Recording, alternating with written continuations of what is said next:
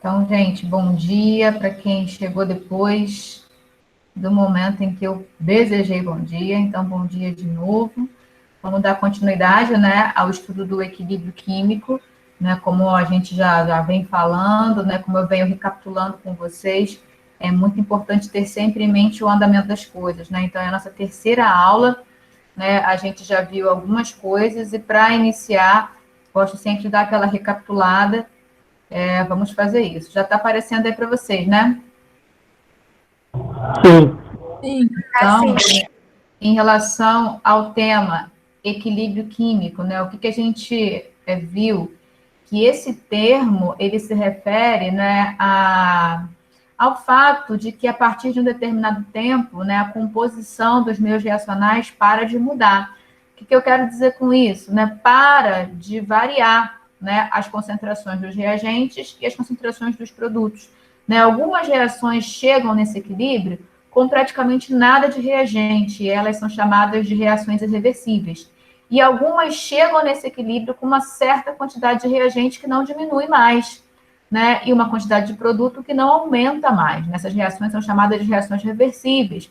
E o nosso entendimento a respeito dessa condição de equilíbrio é que chega a um certo tempo, né, no qual a reação passa a acontecer no sentido direto e no sentido inverso com a mesma velocidade. Então, o resultado líquido disso é que a gente não vê variação nas concentrações de reagentes e nem de produtos, né?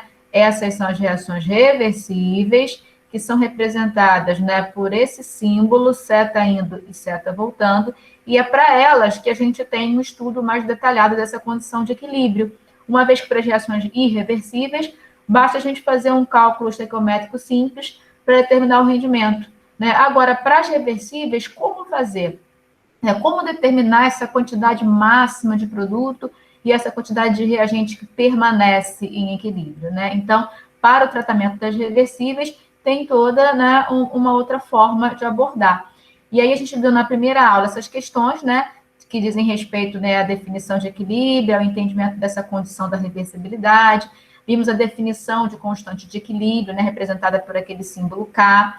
Né? Vimos que dependendo da forma como se expressa esse K, né, para reações em fase líquida, geralmente eu trabalho, né, com um K expresso em termos de concentrações molares, o que gera, então, para a gente o Kc, e para reações em fase gasosa, a gente trabalha com essa constante em termos de pressões parciais, o que gera para a gente o Kp.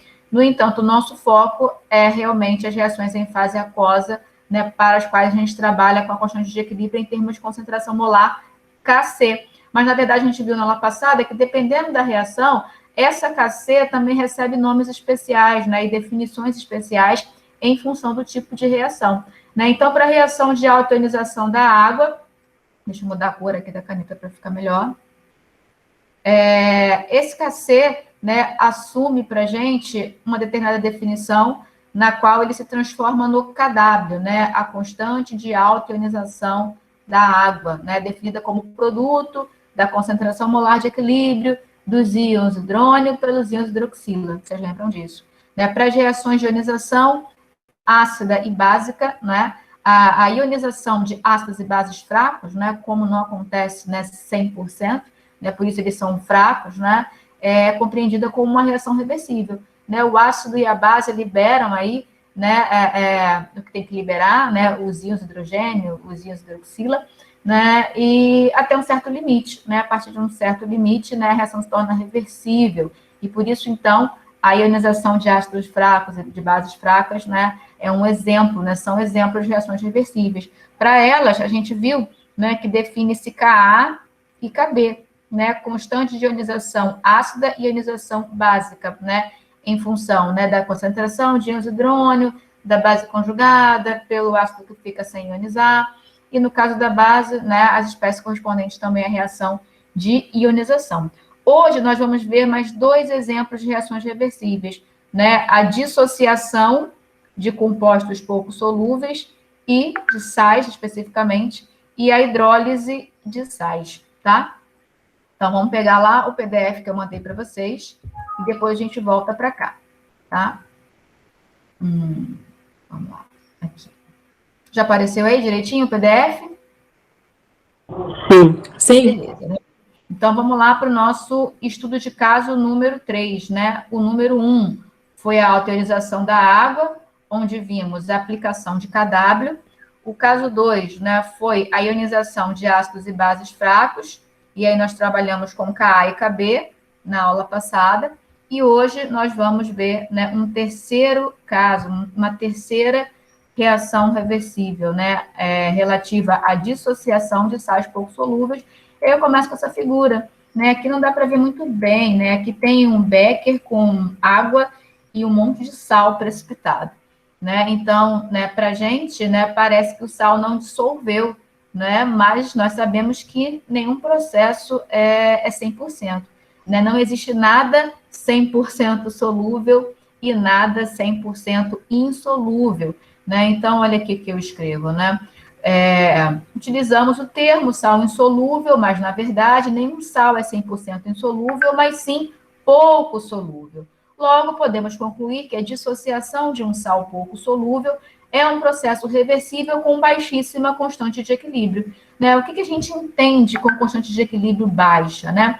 Se a constante de equilíbrio é definida, né, como a relação entre a quantidade de produtos em equilíbrio e a quantidade de reagentes em equilíbrio, uma constante de equilíbrio baixa quer dizer que eu tenho pequena, pouquíssima quantidade de produto, né? E no caso de uma reação de dissociação, né, quem são os produtos? Né? Justamente as espécies provenientes da dissociação do sal. Né? Então, vejamos como exemplo a dissociação do cloreto de prata em água, cuja constante de equilíbrio em termos de produto de solubilidade, atenção, ó, né? Então, para os sais pouco solúveis, né, a constante de equilíbrio recebe esse nome aqui, constante de equilíbrio em termos de produto de solubilidade, ou então simplesmente produto de solubilidade. Então, recapitulando, para a alcalinização da água, constante de equilíbrio da alcalinização da água. Para a ionização de ácidos e bases fracos, constante de equilíbrio de ionização ácida e constante de equilíbrio de ionização básica. E para a dissociação de sais pouco solúveis ou compostos pouco solúveis, qual é o nome? Constante de equilíbrio em termos de produto de solubilidade, ou apenas produto de solubilidade. Então, vejamos aqui, ó, por exemplo, o AgCl, né, seta indo, né, representa a dissociação, a formação de íons prata e íons cloreto, né? Mas como isso não acontece, né, de maneira muito apreciável, né, o nosso entendimento é que essa reação atinge o equilíbrio, sendo uma reação reversível, né? E aí, então, para essa reação, a gente usa essa representação da seta indo e da seta voltando, né? Como qualquer equilíbrio, esse processo de dissociação, né, pode ser associado a uma constante de equilíbrio Kc. Então, vejam aqui o formato, ó, produto sobre reagente, ó. Produto, prata e cloreto. Reagente, cloreto de prata, né? Obviamente, se eu estou tratando da constante de equilíbrio, isso aqui se refere às concentrações de equilíbrio e eu preciso levar em consideração os coeficientes estequiométricos. Deixa eu mudar a cor e destacar aqui com vocês, ó. Eu tenho 1 mol de íons prata e 1 mol de íons cloreto, 1 mol de cloreto de prata. Então, aqui, ó, concentração de prata no equilíbrio elevada a 1, concentração de cloreto no equilíbrio elevada a 1, concentração de cloreto de prata no equilíbrio elevada a 1. Né? Como essas concentrações todas são constantes, né, eu posso pegar esse valor constante e anexar na constante Kc. É importante lembrar que essas constantes de equilíbrio são função da temperatura. Para cada temperatura, o meio atinge uma condição de equilíbrio, né? Então, por isso o nome constante de equilíbrio. Porém, tendo a ciência que se a temperatura mudar, a situação é outra, né? A situação final é outra, logo a constante de equilíbrio é outra, tá? Mas geralmente estamos preocupados em tratar das reações acontecendo na condição ambiente, na temperatura ambiente. Então, a gente nem fica muito destacando essa questão da constante ter um valor na temperatura ambiente, ter um outro valor em outra temperatura e por aí afora vai. O nosso foco são as reações da temperatura ambiente, então, por isso, a gente está sempre preocupado com a constante de equilíbrio na temperatura ambiente, tá? Então, juntando essa concentração de cloreto de prata no equilíbrio, que é constante, com a constante de equilíbrio Kc, né? Vejam aqui, ó, eu tenho um produto de duas constantes que pode se transformar numa outra constante, né? Então, eu tenho essa expressão, né, relativa à constante de equilíbrio em termos de produto de solubilidade, para a dissociação desse sal pouco solúvel que é o AgCl. Tá vendo aqui, ó? Por isso o nome produto de solubilidade. Acaba que aparece na constante apenas as espécies que se dissolvem, né? O AgCl, quando cai na água, muito pouquinho, mas ele se dissolve. Né? O que forma, né? Forma os íons correspondentes à dissociação de sal. Prata mais, cloro menos, né? Então tá aqui, ó. Produto de solubilidade. Né? A constante leva em consideração apenas as concentrações de equilíbrio dos íons formados na dissociação, né? Apenas o que se dissolveu. Por isso o nome produto de solubilidade, tá? Então não tem muito mistério não, né? Para cada tipo de reação, né, o formato genérico é sempre produto sobre reagente. Mas aí algumas modificações são feitas e essa constante acaba assumindo, né, um outro formato. Vejam, a definição inicial está aqui, ó, produto sobre reagente. Mas foi feita uma modificaçãozinha aqui, né, juntando duas constantes, e o formato final da constante se tornou esse daqui, tá? Então, para cada reação, né, todas partem de P sobre R, mas a gente chega em formatos um pouquinho diferentes das constantes em função do tipo de reação. Então, vamos no primeiro exemplo, ó. A constante de equilíbrio em termos de produto de solubilidade, KPS, para o cloreto de prata, vale 1,8 vezes 10 a menos 10. Olha que valor pequeno, gente, né? Pela dimensão, pela ordem de grandeza do valor, a gente sabe se o processo ocorre muito ou pouco. Não é o que eu quero dizer com muito ou pouco. Se o equilíbrio acontece com bastante produto ou com pouco produto. Se é 1,8 vezes 10 a menos 10, tem muito pouco produto. Né? O que é o produto nesse caso? Justamente o que se dissolveu, né? As espécies iônicas provenientes da dissociação. Né? Então, por isso que a GCl é chamado de insolúvel, né? Porque ele praticamente não dissolve nada, mas ele dissolve sim. Né? E o entendimento da dissolução da GCl é que é uma dissolução que acontece, né, chegando no equilíbrio como uma reação reversível. Muito pouquinho produto e a maioria permanecendo em equilíbrio como reagente, no caso, o sal não dissolvido. Então, a constante de equilíbrio em termos de produto de solubilidade para o cloreto de prata vale 1,8 vezes 10 a menos 10 a 25 graus Celsius. Determine a concentração máxima de íons prata e de íons cloreto presentes numa solução aquosa saturada com cloreto de prata a 25 graus. Então, vamos imaginar a situação. Eu tenho aqui, né, não foi falado nada a respeito de volume, né? Então, vamos fingir que eu tenho aqui 1 litro de água. Opa. E aí eu faço a adição do AgCl, né? Assim que eu faço a adição, como ele é muito pouco solúvel, o pouquinho que eu coloco já aparentemente não dissolve, né? Mas o fato é que vamos supor que eu coloque aqui 1 grama, né? Então eu vou visualizar, né, o negócio todo precipitado lá, né? Porém, né, acontece sim um pouco de dissolução, né? Um pouco do AgCl consegue passar para a água, formando então uma solução saturada. Quanto que consegue passar? O máximo que o solvente consegue receber, né?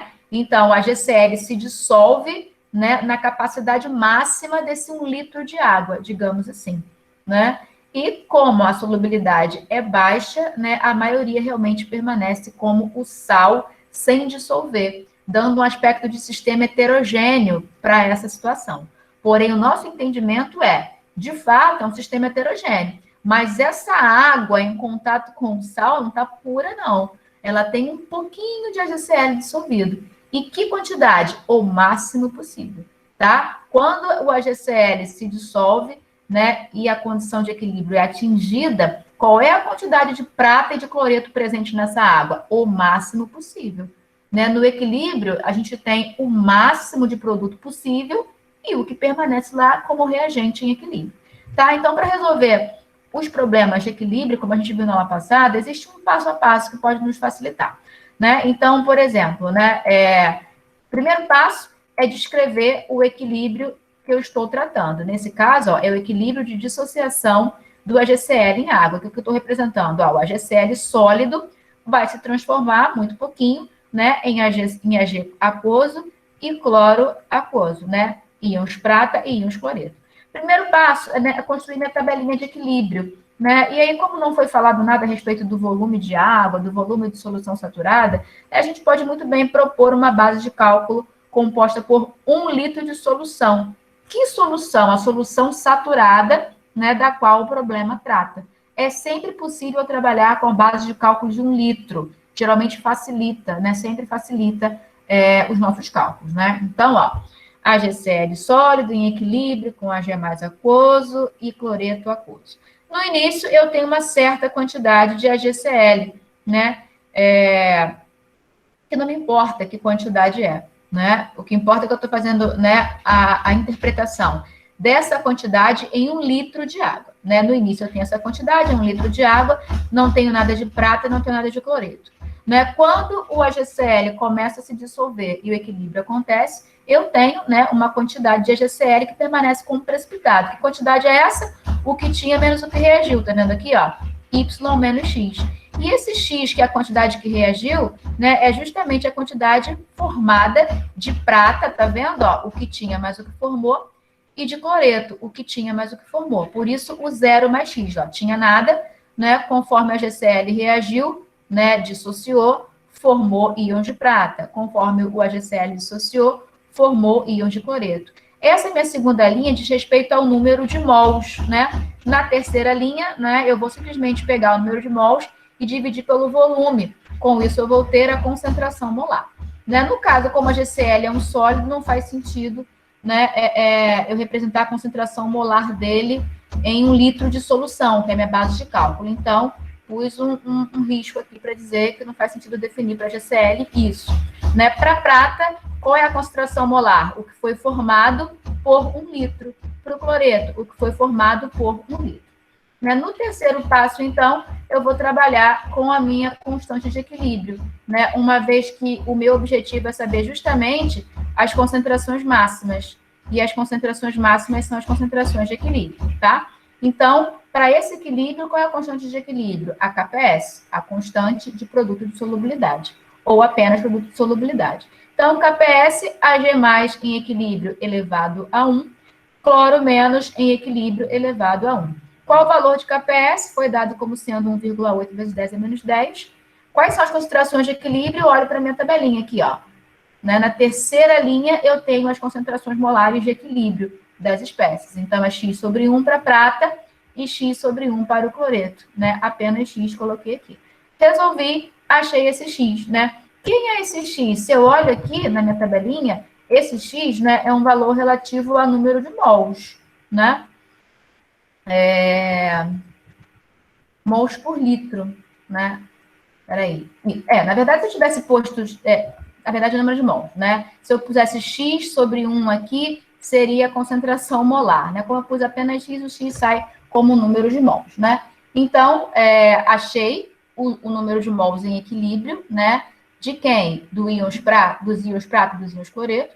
E no passo 5, então, eu vou para a resposta final, que é a concentração, né? O problema pede as concentrações de equilíbrio, então é X sobre 1, lá na terceira linha, né? O que dá 1,3 vezes a menos 5 para cada um deles, tá? Observação, ó. Sabendo que uma vez atingido o equilíbrio, as quantidades dos reagentes e produtos de uma reação não mais se alteram, para uma reação reversível, as concentrações de equilíbrio dos produtos acabam sendo as concentrações máximas possíveis.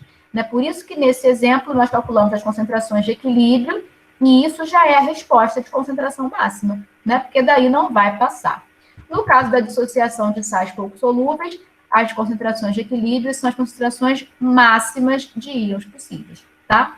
Exemplo 2. Determine a solubilidade do cloreto de prata em água a 25 graus Celsius. Então, vejam, no primeiro exemplo, a gente determinou as concentrações de íons máximas, né? As concentrações de equilíbrio. Nesse segundo exemplo, está pedindo a solubilidade, né? Então, da mesma maneira, eu vou propor para vocês aqui, né, um passo a passo, um protocolo, uma forma de abordar, um raciocínio que podemos ter, né, para chegar na resposta. Então, seja o raciocínio, né? Escrevi aqui a minha reação de dissociação, né? Tá vendo aqui, ó, AgCl sólido formando as espécies dissolvidas em água, dissociação em água, né?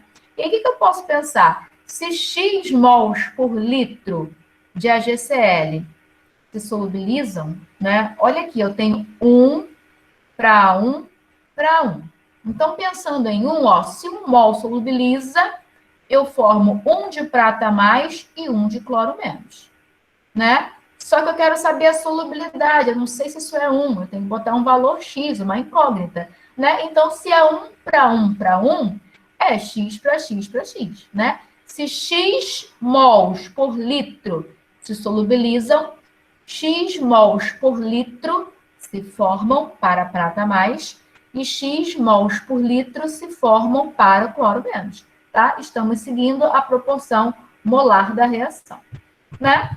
Então, o valor X apresentado no raciocínio anterior corresponde à solubilidade do cloreto de prata em água a 25 graus Celsius. Olha aqui, ó.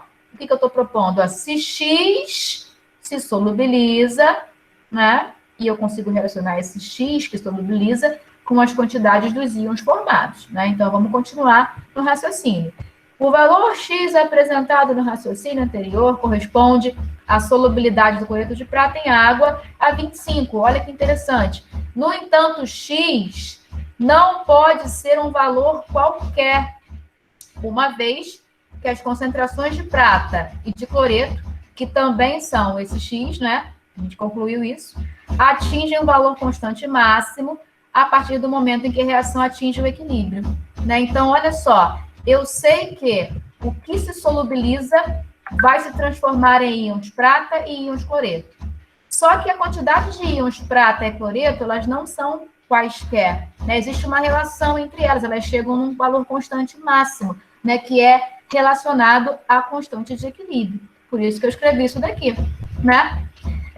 Então, X não pode ser um valor qualquer, né? Atinge um valor máximo, né? Que são relacionados à constante de equilíbrio de dissociação.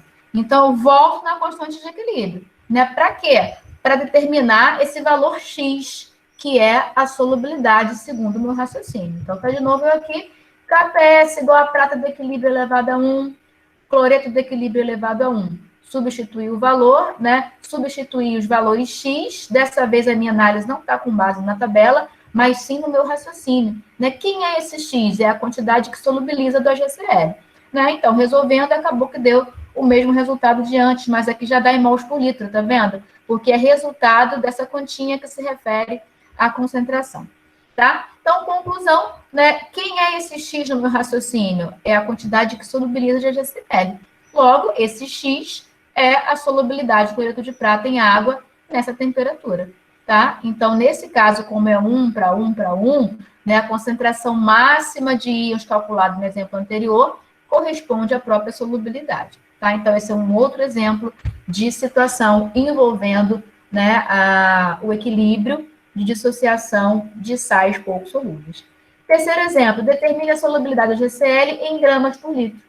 Né? Então, se eu calculei anteriormente em mols por litro, ó, fica fácil passar para gramas por litro. Então, geralmente, nos problemas, né, pede-se aí a solubilidade em gramas por litro. Então, eu passo primeiro pelo cálculo da solubilidade de mols por litro e depois converto para a solubilidade em gramas por litro, né? Então, ó, uma vez que a solubilidade já foi determinada no exemplo anterior, né, basta a gente fazer a conversão, né? Então, eu pego, né, as massas molares da prata e do cloro, determino a massa molar do cloreto de prata, né? A continha fornece 143,32, né? 1 mol de HCl corresponde a 143,32 gramas, né? A minha solubilidade é 1,3, né? Então, 1,3 vezes 10 a menos 5 mols por litro corresponde a quanto, né? Geralmente a gente usa o S maiúsculo para expressar a solubilidade em gramas por litro. Fazendo a continha, separa o valor em gramas por litro. Tá vendo aí? 186 vezes 10 a menos 5 gramas por litro. É 0,00186 grama por litro. Então, muito, muito baixa a solubilidade. Vocês estão ouvindo esse barulho, gente? Responde para mim. Sim. Estão ouvindo essa pancadaria na porta? Sim. É o meu gato. Espera aí, só um minuto. Um dos meus 12 gatos. Só um minuto. Para, Frank!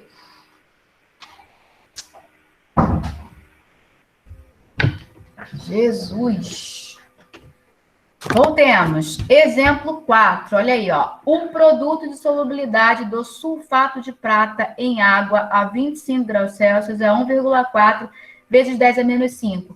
Pergunto a vocês, né? Quem é mais solúvel, o AgCl ou o Ag2SO4? Vamos lá. Ó, o AgCl foi dado que o produto de solubilidade dele, se eu não me engano, peraí, deixa eu voltar aqui. 1,8 vezes 10 a menos 10. 1,8. Peraí. Vezes 10 a menos 10. Esse é o produto de solubilidade para o cloreto de prata. No exemplo 4 aqui está dizendo que o produto de solubilidade para o sulfato de prata... Nossa, que feio. É 1,4 vezes 10 a menos 5. Pergunto a vocês, Caramba! Só de olhar para os valores desses KPS, dá para saber quem é mais solúvel? Dá ou não dá? Dá, é só ver qual é o valor maior, né? Exato. Quanto maior o valor da constante, maior a quantidade de produto. No caso desses processos, o que é o produto? São os íons. Os íons são relativos à dissociação, à solubilização. Então, quanto maior a constante de produto de solubilidade, quanto maior a KPS, mais solúvel. Então, o Ag2SO4, ele é mais solúvel do que o AgCl. Em que condições? Em água a 25 graus Celsius. Eu não posso comparar coisas diferentes, tá? Então, sigamos no exemplo 4. O produto de solubilidade do sulfato de prata em água a 25 graus Celsius é 1,4 vezes 10 a menos 5. Determine a solubilidade do sal em gramas por litro. Então, está pedindo o S maiúsculo, né? Então, vamos lá. Vou seguir o mesmo raciocínio usado na resolução do exemplo anterior, né? Então, assim, cada um vai raciocinar de uma forma, né? Mas, às vezes, ter um caminho pode nos facilitar. Então, seja o raciocínio. Estou eu colocando aqui a dissociação do Ag2SO4. Ó, sulfato de prata em água, né? Ele se dissocia formando íons prata aquosos, né? Em meio aquoso, e íons sulfato em meio aquoso. O que eu olho para cá? Ó, olha o que eu tenho. 1, 2 e 1. Se 1 mol de sulfato de prata dissolve, eu formo 2 mols de prata e 1 mol de sulfato. A solubilidade diz respeito a quanto do sal dissolve, obviamente, né? Então, olha meu raciocínio, ó. Se X mols por litro se solubilizam, 2x mols por litro se formam e X mols por litro se formam. Estão vendo aqui? Então, esse X, que é o que me interessa, a solubilidade, né, está refletido no valor da concentração de sulfato e não na concentração de prata, porque a prata é formada numa proporção maior, né? Se dissolve 1 do sal, formam-se 2 da prata. Então, a prata, ela não corresponde, né, diretamente à solubilidade. Quem corresponde à solubilidade é o sulfato, né? Mas isso daqui é só uma interpretação, né, para a gente entender melhor. O que nos importa é o valor desse X, tá? Mas para saber esse X, eu preciso ver certinho aqui, né, a proporção da reação. Se X solubiliza, 2x se formam de prata e X se forma de sulfato, tá? Esse valor que solubiliza, que é esse X, ele está aqui na prata e ele está aqui no sulfato. Só que a prata e o sulfato, eles não são formados em qualquer quantidade, né?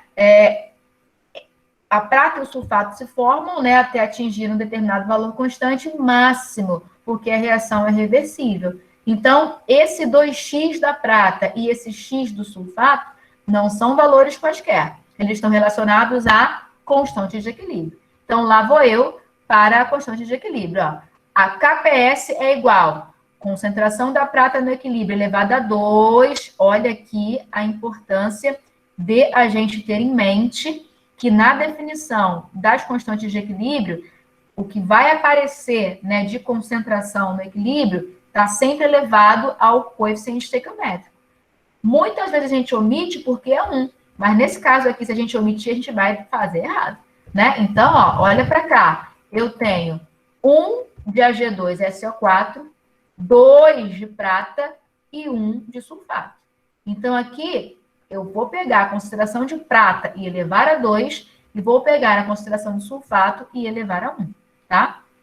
Então, por isso, ó, KPS igual concentração de íons prata no equilíbrio elevada a 2, concentração de íons sulfato no equilíbrio elevada a 1. Qual o valor do KPS? Foi dado 1,4 vezes 10 a menos 5. Quem é a concentração de prata no equilíbrio? É 2x. É 2 vezes a solubilidade. Esse x é o que eu quero, é a solubilidade. Ó. Então, muita atenção aqui também. Ó. A concentração de prata no equilíbrio é 2 vezes a solubilidade. Não posso esquecer do coeficiente estequiométrico que está aqui em cima. Qual é a concentração do sulfato no equilíbrio? É a própria solubilidade x, né? Então, resolvendo, 1,4 vezes a menos 5 é igual 2x elevado a 2, 4x ao quadrado, vezes x, que já está do lado. 1,4 vezes a menos 5 é igual 4x ao quadrado vezes x, 4x ao cubo, né? Passando 4 para cá, dividindo, x ao cubo igual a 1,4 vezes a menos 5 dividido por 4. Fiz essa continha, achei isso daqui, coloquei na calculadora, achei o valor de x. Quem é o x, né? Se eu estou pegando lá na KPS direto, né? É um valor, né, de concentração em mols por litro. Eu achei 0,015 mol por litro. O que é isso? É a solubilidade em mols por litro.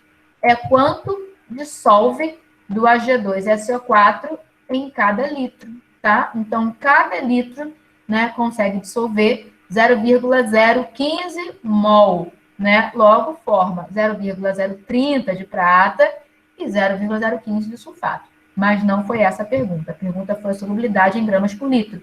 Achamos em mols por litro, vamos mudar agora para gramas por litro. Então, conclusão, a solubilidade do sulfato de prata em água é 0,015. Logo, né, agora eu vou fazer a conversão para gramas por litro. Peguei, né, a massa molar do sulfato de prata, né, 311,799 gramas, e aí eu vou converter, né, essa quantidade em mols por litro para gramas por litro. Então, se 0,015 mol se dissolve em 1 litro, qual é a solubilidade S em gramas por litro? Fazendo a continha, dá 4,7. Né? Então, olha a diferença, né? Do AgCl foi 0,00 alguma coisa, né? E do Ag2SO4, 4,7, né? Tinha que ser dessa forma, porque o KPS do Ag2SO4 é maior do que o KPS do AgCl. Então, já tem que ter, né, essa malícia, né, essa capacidade de interpretação. Exemplo 5, a solubilidade molar. Olha, a solubilidade molar é aquele X, né? Em mols por litro. A solubilidade molar do iodato de chumbo 2 em água a 25 graus Celsius é 40 micromol por litro. Olha aqui, ó. Micro, o M, peraí. Micro, né? O mili, prefixo mili, que a gente já conhece. Caramba.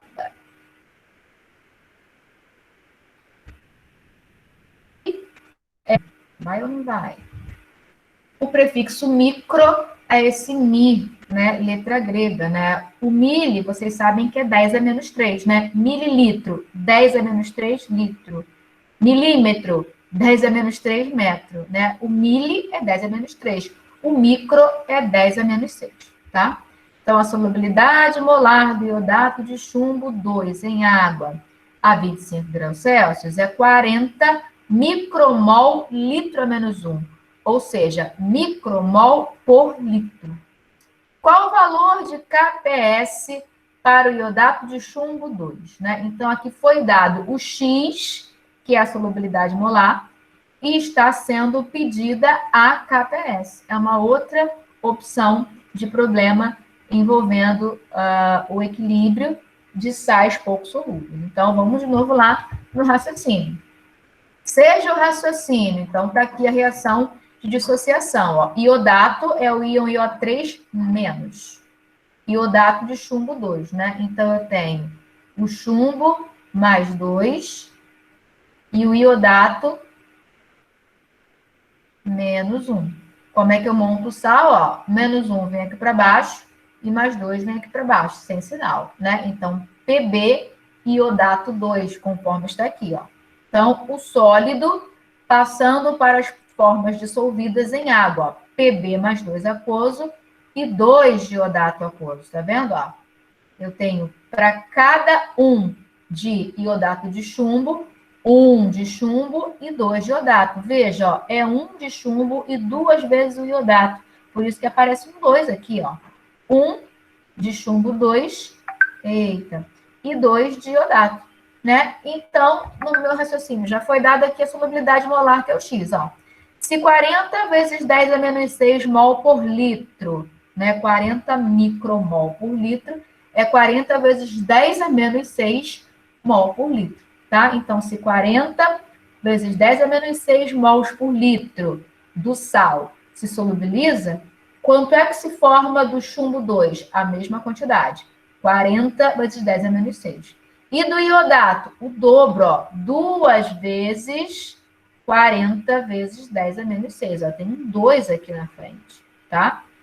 Então, eu tenho, né, as quantidades máximas possíveis, que são justamente as quantidades de equilíbrio, que entram lá no KPS, e aí eu consigo resolver o problema que pede justamente o valor do produto de solubilidade. Então, né, KPS, né, concentração das formas, né, dissolvidas, né, de equilíbrio.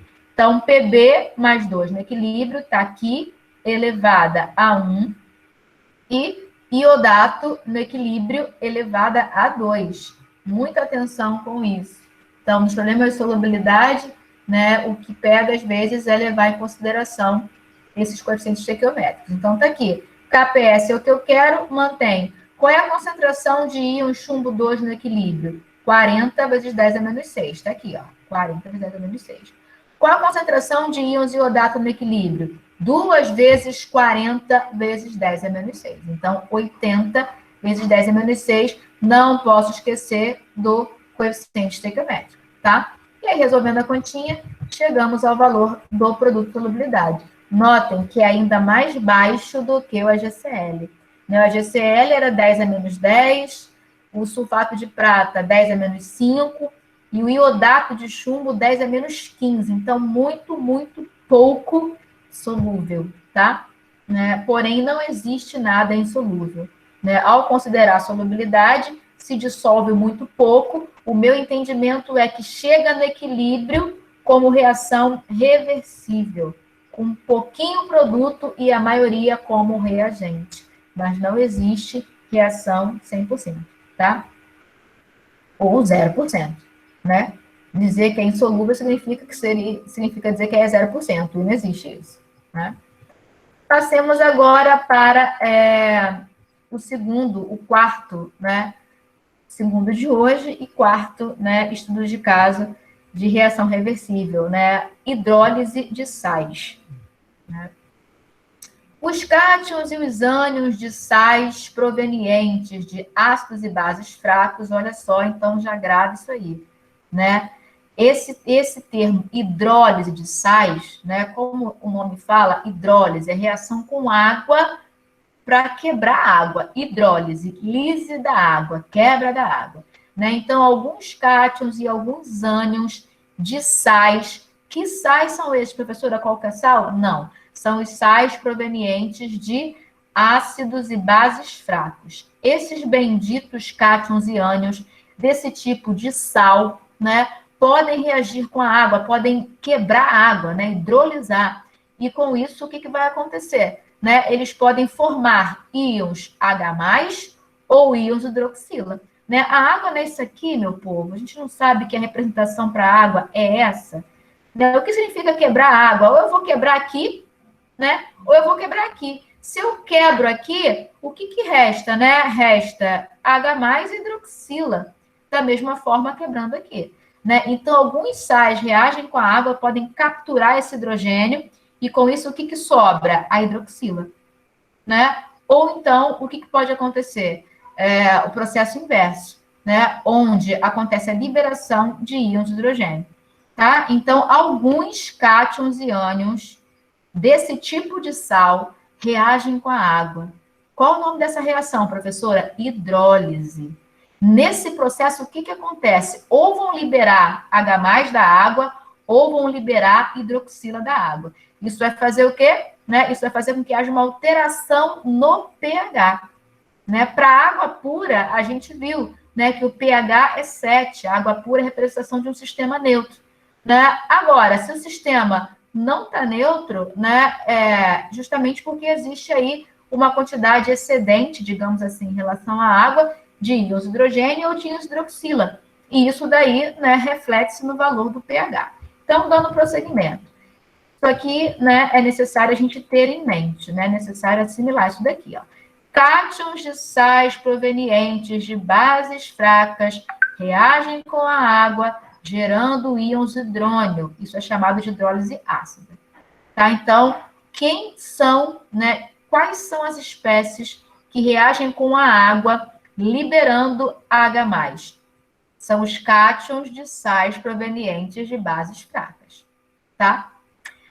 Segunda opção, ânions de sais provenientes de ácidos fracos podem reagir com água, gerando íons hidroxila. Isso é chamado de hidrólise básica, tá? Então, como é que acontece uma hidrólise básica? Gente, como é que acontece uma reação com água para a liberação de hidroxila? Que tipo de composto faz isso? Que tipo de espécie faz isso? São os ânions de sais provenientes de ácidos fracos, tá? E tem a outra situação, né? Quando tanto o cátion como o ânion, né, de um sal proveniente de base e ácido fracos, né? Os dois, então, têm a possibilidade de reagir com água, né? E aí vai acontecer uma hidrólise mista, onde uma parte libera H+, e a outra parte libera hidroxila. E aí, qual vai ser o pH final, professora? Calma, a gente tem que analisar isso, tá? Então, por hora, é isso que tem que ficar na cabeça, né? Por exemplo, o NaCl. O NaCl é um sal que vem de quem? Né? Do NaOH e do HCl, que é uma base forte e um ácido forte. Né? Esse tipo de sal, tanto o cátion como o ânion, não passam por esse processo de hidrólise, né? De forma que o pH do meio corresponde ao pH da água, né? Uma solução aquosa de NaCl, que pH que tem? É o pH da água que compõe a solução, né? E não vai se alterar, porque o cátion e o ânion que estão ali vêm de ácido e de base fortes. Agora, você tem uma solução aquosa de acetato de sódio. Acetato de sódio é esse aqui, ó. O sódio é o cátion e o ânion é o acetato. Estou botando aqui a abreviação do acetato. O acetato vem do ácido acético, que é um ácido fraco, né? Então, o acetato de sódio é um sal que vem de um ácido fraco. Né? O que pode acontecer? Né? O ânion desse ácido fraco reage com a água, liberando hidroxila. Está aqui, ó. Ânions de sais provenientes de ácidos fracos passam por hidrólise básica. E aí, qual vai ser o pH final, professora? Vai ser maior que 7. Né? Porque eu tenho a água. Adiciona sal, né, que faz esse processo com a água. Nesse processo com a água, ele gera hidroxila, torna meio básico. Né? Qual o reflexo disso? Né? O pH da solução acaba ficando maior do que 7. Tá? Então, essa questão da hidrólise, né, ela explica por que algumas soluções aquosas salinas têm pH 7, né, são neutras, e por que outras têm característica ácida ou básica. É justamente porque acontece um processo aí, né, com as espécies provenientes da dissociação desse sal. O sal cai na água, não fica quieto, não. Ele reage com a água e, com isso, então, pode acontecer, né, um aumento de H+, o que tornaria o pH mais ácido, ou um aumento de hidroxila, que torna o pH mais básico, né, um valor maior de pH. Então, ó, o pH de soluções aquosas de sais provenientes de ácidos e bases fortes é sempre 7. O que nos leva a concluir que os cátions e ânions desses sais não reagem com água. No entanto, o pH de soluções aquosas de sais provenientes de ácidos e bases fracos é sempre diferente de 0, ou de 7. Justamente pelo fato de que os cátions e ânions desses sais reagem com água, gerando hidrônio e hidroxila, o que acarreta na diminuição ou aumento do pH, tá? Tal como para as reações reversíveis estudadas anteriormente, quais foram a alcalinização da água, ionização de ácidos e bases fracos, dissociação de sais pouco solúveis, e agora o nosso quarto exemplo, a hidrólise de sais. Qual que é sal, professora? Não, só os sais provenientes de ácidos e bases fracos, né? Pode ser os dois fracos, pode ser apenas a base fraca ou apenas o ácido fraco. Se tiver alguém fraco no meio, o sal vai passar por esse processo de reagir com a água e alterar o pH da solução aquosa, né? Então, tal como para as reações reversíveis estudadas anteriormente, ó, em negrito, as reações de hidrólise são associadas a uma constante de equilíbrio denominada constante de equilíbrio de hidrólise, símbolo KH. Vejamos 3 exemplos que representam cada um dos tipos de hidrólise, tá? Então, vamos entrar, né, numa hidrólise ácida, né? Quem é que sofre hidrólise ácida? Vem aqui na tabelinha, olha, ó.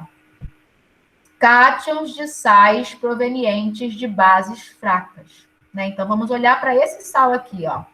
Cloreto de amônio, né? Da onde que vem esse sal? Vem do HCl, ácido forte, e vem da amônia, base fraca.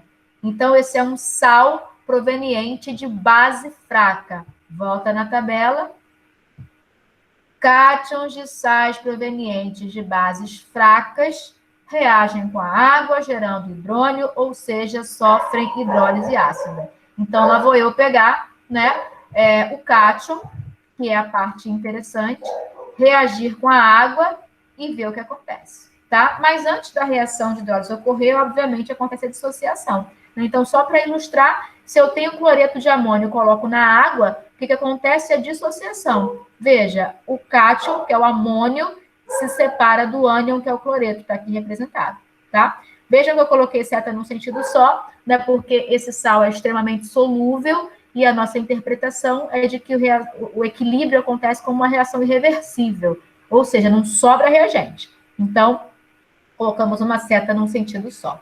Porém, uma vez que a dissociação acontece, né, se esse é um sal de base fraca, esse cátion aqui vai fazer reação com a água. Está aqui representado, ó, amônio com água. Estão vendo aqui, né, esse hidrogênio a mais na amônia, digamos assim? O que pode acontecer? Esse hidrogênio passa para a água. E aí, por isso, nós temos a formação de H3O+, tá vendo?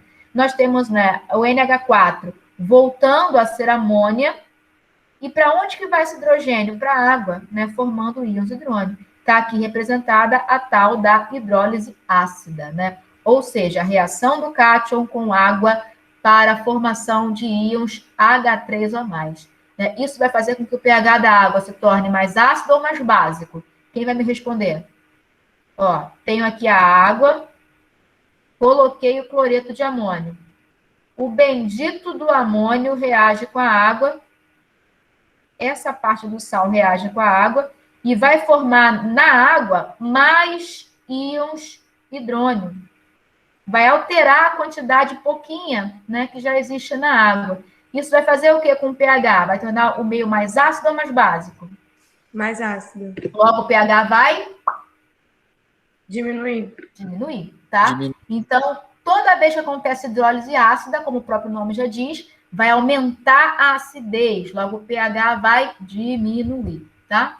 Então, tal como para os outros equilíbrios, estou aqui representando a constante de equilíbrio de hidrólise, tá vendo? Ó, NH3, né, produto sobre reagente, ó. NH3, vamos mudar a cor. NH3, produto, hidrônio, produto, amônio, reagente, né? Então, constante de equilíbrio está aqui, ó, produto sobre reagente.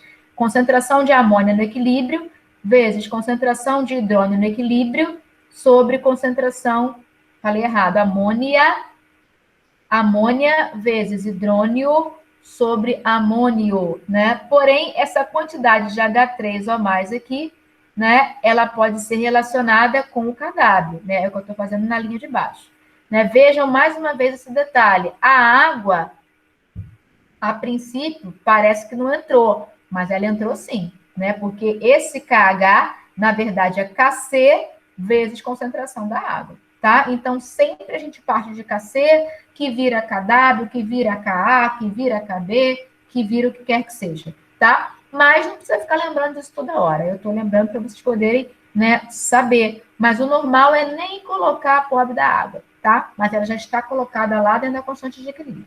Então, tá aqui, ó, constante de hidrólise, concentração dos produtos, amônia e hidrônio, elevadas aos seus coeficientes, sobre a concentração do reagente amônio elevada ao seu coeficiente, tá? Então, vejam que eu destaquei aqui em vermelho, essa quantidade de íons hidrônio, ela não é qualquer, né? Porque existe um outro equilíbrio acontecendo. Antes do sal entrar na água, já existia o equilíbrio de autoionização, né? Então, o H+ e a hidroxila não tem qualquer valor, né? O equilíbrio de atomização, né, ele define que o produto... Tá brabo, minha caneta tá braba. Estou botando bem aproximado aqui, né, para me facilitar na escrita. Né? Então, esse valor aqui é um valor constante, esse produto dá sempre esse valor constante. Ou seja, a quantidade de H+, ela não é qualquer, né? Ela é a razão entre o KW e a hidroxila, por isso que eu fiz essa modificação aqui, tá vendo? Eu peguei essa concentração de íons hidrônio, né, e relacionei com o KW, porque existe um equilíbrio, né, paralelo, digamos assim, né? Tem o da água já ocorrendo, quando o sal cai na água, acontece a hidrólise, tem um outro equilíbrio ocorrendo, então são vários equilíbrios, todos têm que ser respeitados, né? Então, daqui para cá, ó, o que eu fiz? Substituir H3O+, por KW sobre hidroxila, né? Deixa eu voltar o meu vermelho. Né? Então, ó, daqui para cá, o que eu fiz? Né? Eu só separei aqui as frações, tá vendo? Amônia vezes KW sobre hidroxila, tá aqui, vezes o inverso do amônio, tá aqui, né? Aí, dessa linha para essa, o que eu fiz? Pus o KW para fora, né? Então, ficou amônia sobre amônio e hidroxila vezes KW. Isso daqui é exatamente o inverso do KB, né? Então, lembra lá, NH3... canetinha. Ai, vamos, filha amada. NH3 mais água, base fraca, né? O que pode acontecer? Ai, a ionização, né? O que acontece? Como existe um par de elétrons livres aqui, esse hidrogênio vem para cá, formando amônio, íon amônio. E o que resta da água? Justamente a hidroxila. Né? Se eu olho para essa reação de ionização básica, eu posso escrever um KB. Quem é esse KB? Amônio vezes hidroxila sobre amônia. Veja que é exatamente o inverso do que eu tenho aqui. Né? Então, esse KW acaba tendo uma relação com o inverso da KB e com a KW. Né? KH, desculpa. Essa KH tem relação com o inverso da KB e com a KW, de modo que eu consigo escrevê-la dessa forma. Tá? Então, algo importante também. As constantes de equilíbrio, como eu falei com vocês na primeira aula, elas não têm como ser adivinhadas, elas são valores experimentais, né? Então, eu tenho lá K, KW, KB, KPS, o que quer que seja. A constante de hidrólise, né,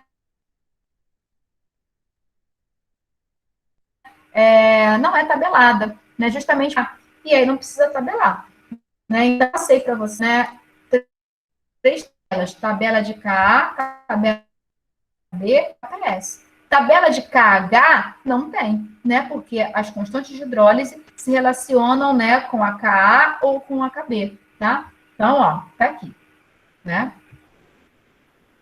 Exemplo, hidrólise básica, por exemplo, o acetato de sódio, né? Então, olha aqui, ó, o sódio é o cátion, tá vendo? Sódio mais, e o acetato é o ânion, né? Esse sal é muito solúvel em água, então a gente representa a dissociação dele como um processo irreversível. Então, vendo aqui, ó, o sódio separa do acetato, né? Mas o acetato de sódio é um sal proveniente de um ácido fraco. Vamos botar na tabela. Sal proveniente de um ácido fraco. Ó, ânions de sais provenientes de ácidos fracos reagem com água, gerando hidroxila através de hidrólise básica, tá? Então, o ânion, que no caso é o acetato, vai reagir com a água e liberar a hidroxila. Vamos ver isso? Então, tá aqui, ó. Opa, passei demais.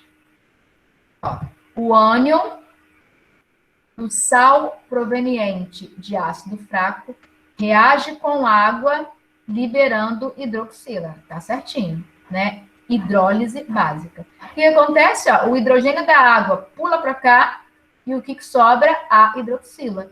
Por isso, o pH vai aumentar ou diminuir? O pH vai aumentar. Vai aumentar, né? A quantidade de hidroxila aumenta, o meio se torna básico em relação à água pura. Logo, o pH aumenta. Então, por isso que, poxa, como é que pode? Eu não botei ácido nessa água e ficou ácido, porque o sal hidrolisou. Eu não botei base e o pH aumentou, como é que pode?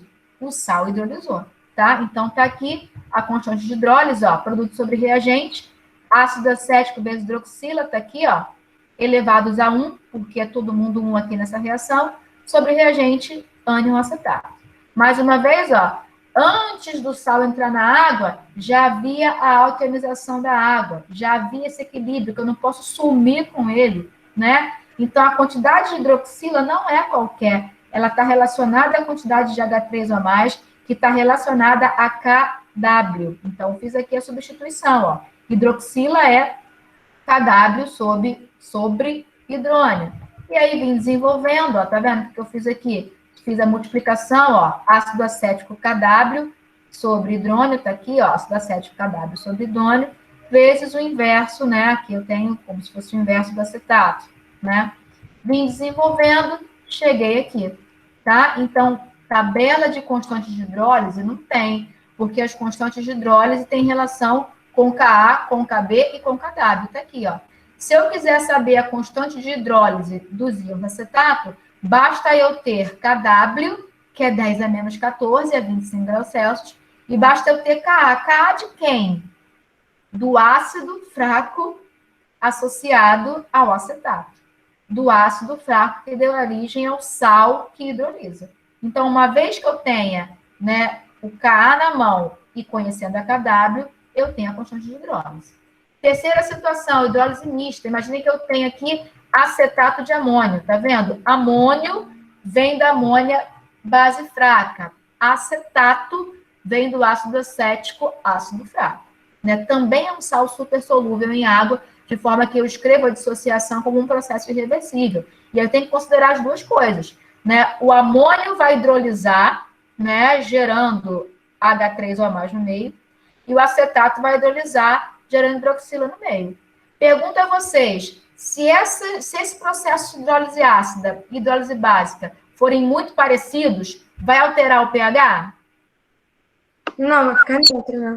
Show de bola. Né? Dependendo da magnitude desses processos, eu posso ter uma alteração ou não. Se esse processo de ionização ácida for mais representativo do que a hidrólise básica, o pH diminui, porque acaba acontecendo um aumento de H+, mais expressivo. E se for o contrário, se a hidrólise básica for mais expressiva, o que vai acontecer? A hidroxila sobressai e o pH aumenta. Então, para saber o comportamento, né, do pH para um sal que sofre hidrólise mista, vai ter que levar em consideração separadamente. Qual processo é mais forte? Né? Qual processo tem maior constante de equilíbrio? Né? Se a hidrólise ácida tiver uma constante de equilíbrio maior, é ela que vai mandar, digamos assim, e o pH vai cair. Se a hidrólise básica tiver uma constante de equilíbrio mais alta, quem é que vai mandar? A hidrólise básica. E aí o pH aumenta, tá? Essa é a forma de abordar, né, a hidrólise mista. Mas também posso definir uma constante única, né? Então, só para mostrar para vocês, né, se eu somo as reações, está aqui, somei, ó, NH4, acetato, 2 de água, amônia, H3O+, ácido acético, hidroxila, está aqui. Né? Eu tenho também a definição de uma constante de equilíbrio, produto sobre reagente. Se eu olhar para cá, ó, H3O+, hidroxila, eu tenho KW, né? E aí, né, eu tenho a concentração de água como constante e eu tenho KW como constante. Eu tenho 3 constantes, né? Juntando todo mundo, ó, passa a água para cá, divide por kW, eu chego nessa constante de equilíbrio, que é a chamada constante de equilíbrio de hidrólise para esse sal misto. Veja que só está aparecendo aqui, né, as espécies, não aparece água, H+, dioxina, enfim. Então, tem um desenvolvimento aqui que mostra para vocês que é possível escrever essa constante da hidrólise mista dessa forma. Então, se eu tenho a constante de alcalinização da água, se eu tenho Ka e se eu tenho Kb, eu tenho essa constante de hidrólise. Porém, a análise desse tipo de sal, eu faço separadamente, tá? Eu tenho que olhar qual o processo mais forte. Agora, se os dois forem representativos, eu vou ter que considerar os dois, tá? Porém, não dá tempo de fazer o exemplo com vocês aqui, vou mandar resolvido para vocês poderem ver, tá? Em resumo, a constante de equilíbrio de hidrólise ácida, né, vai levar em consideração Kb, é ao contrário. Mostramos por quê, é só voltar em cima. A constante de equilíbrio de hidrólise básica vai levar em consideração Ka e hidrólise mista, as duas, tá? Então, gente, com isso, a gente encerra o estudo de casos de equilíbrio, mas ainda tem um assunto a ser visto, que é o deslocamento do equilíbrio. E mais uma aplicabilidade, que são as soluções tampão. Tá? Então, nós vimos a alcalinização da água, Ka e Kb, KPS e KH. Está faltando apenas exemplos de KH, que não vai dar para fazer aqui hoje, mas vocês têm, né? Caramba, alguém entrou agora, né? Mas vocês têm no PDF para poder acompanhar. Tá? Então, assim, nós vimos o que é equilíbrio, a importância do equilíbrio e como fazer cálculos de equilíbrio. Né? Como é que faz esses cálculos, professor? Eu tenho que ter sempre na mão a constante. Da onde vem a constante? Da minha cabeça? Não, é experimental. Tá? Eu tenho que ter esse valor da constante na mão. E aí eu faço qualquer cálculo. Né? Escrevo a reação, faço a tabela, calculo X, vou na concentração e determino o pH, e determino a solubilidade, e determino a concentração máxima, e determino o grau de ionização. Então, né, uma vez que eu tenho as concentrações de equilíbrio, eu posso resolver várias coisas, eu posso responder várias perguntas. Tá, gente? Então, era isso que eu tinha para falar. Espero que vocês tenham entendido. Né? Então, agora a gente tem, né, praticamente todo o equilíbrio fechado e mãos à obra avaliação. Valendo sempre aquela ideia de que vocês têm que me perguntar, né? Podem me perguntar à vontade, pergunta no grupo, vamos fazendo junto, né? A dúvida de um é a dúvida de outro. Vai ser importante colocar ali para todo mundo poder ver a dúvida e todo mundo se ajudar, tá? Então, estou aberta, mais uma vez, começa a perguntar no grupo, né? Pergunta lá, eu boto no quadro, eu vou explicando, para que vocês entendam, né? A avaliação seja bem feita e vocês tenham uma boa nota, tá? Então, é isso, fiquem com Deus, um beijo, qualquer coisa eu estou aqui, tá? Valeu! Oi! Tem alguém aí? Valeu, tchau, professor. Tchau, tchau. Então, Tchau, professora. Tchau, tchau. Deus abençoe. Valeu, tchau, tchau.